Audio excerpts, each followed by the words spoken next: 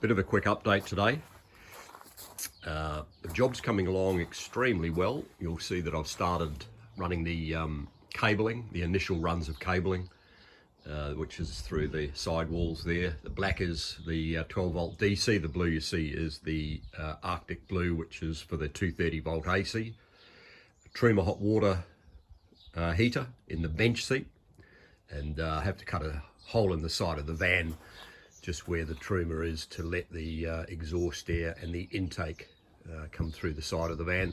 I've already started with the insulation, two types of insulation that I've used there, and then up in the roof I've started with some roof battens, and I've pulled through all the wires for the 4 downlights that we're going to have and the 2 max air exhaust fans.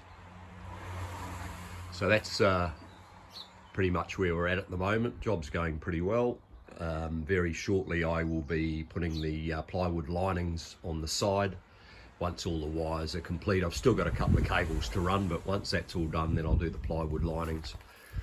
As you can see here, that's the driver's seat and the passenger seat, and they will both have swivels on their bases. So you lift the seats out and you put these swivel plates down so that those seats will actually turn around and face aft, so that we will be able to use them in our living space. So that's quite a handy thing to have. As far as the insulation, there's 4 types of insulation that I've used in the van, and I'll just have a quick chat about each type. This stuff is by far the best. This is called foil backed foam, so it's got a foil backing on each side with a foam sandwich in the middle. This stuff is by far the best for insulation. So I've got 2 types there. This stuff is 25mm, and I've also got a little bit of slightly wider, that's about 75mm. I've also then got thermal wool. It's called rock wool, and when it comes out of the roll there, it expands out to about 100mm. So that's really good stuff for stuffing into all of the cracks and all of the parts in the side wall that I can't actually get the firm, the other insulation to go into. So it's good basically for filling all the spaces. And then the last one we've used is this stuff here, and it's just called Reflectix, and it is very thin. It's only a few mils thick, and it's basically a foil on either side of bubble wrap.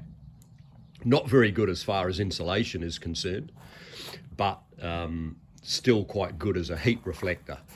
So what I've done, I got online and I checked the data sheets for all of these to see what their thermal conductivity ratings were, and of course this stuff here is by far the best, so I'm going to use that as much as I can. This rock wool is a distant second, but is still good, as I said, for fitting into all the spaces that I can't get the PIR board to go into.